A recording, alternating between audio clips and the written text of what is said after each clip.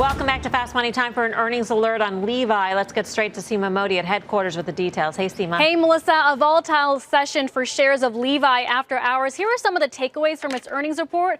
First, it continues to expand internationally. Revenue up 14% in Europe, up 9% in Asia, but experiencing troubles in the Americas, where it saw a 3% decline in net revenues due in part to weakness in its wholesale business. Now, Levi also says the stronger U.S. dollar will negatively impact full-year results. Now, after going public in March and pricing at $17 a share, Levi stock has struggled, off by more than 22% from its April highs. But it did get two upgrades yesterday, one from JP Morgan, the other from Guggenheim. Analysts there talking about unlocking more growth from its direct-to-consumer channel and expanding outside the U.S. The conference call just kicked off. We'll keep you updated on anything the management says. For now, the stock up now 0.5% in extended trade. Melissa. All right, Seema, thank you. Seema Mody. So trouble in wholesale, that equals trouble distributing through places like department stores, et cetera, third parties. Right. And so they're saying wholesale is around 30% of the business, and it's going to continue to trend down as other parts of their business grow. So it gets to a place where, and it may seem easy to say this now after the move the stock's had, although it's rallied 20% off of that terrible run it had. Why the premium? Why, when an apparel company, when you look at all the other apparel companies, even those that have carved out a brand, trade anywhere from 10 to 15 times, do you have a company like this that's trading north of 20? And I think the market is making a correction on something that made no sense to me at that time.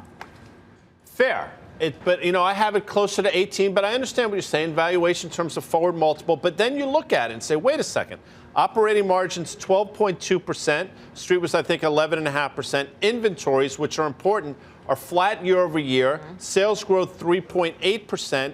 You're saying to yourself, maybe it's not as a ridiculous a stock as you would think on the surface. So I don't think you have to run out with both hands, but I don't think this is nearly as negative a story as you might look at it on the surface. It's not as expensive, I think, as people might think. Are those stonewashed, Dan? What do you have on today? Is that like an acid wash? Bone family. Guy wears the Levi. No, we've gone through this a number of times. Zipper. I would just say one thing when you talk about the wholesale, and you look at Macy's, it can't get out of its own way at $15 down here. It's been like this for months now at like 10-year lows or whatever the heck it is. It just tells you, again, we are just overstored in the department store, and but where are they growing? They're growing. They're investing in online. Yeah. We talked about direct to consumer, all the rest of that stuff. But you look at Asia and you look at the Asian markets, China, and you look at Europe. They had some great growth over there.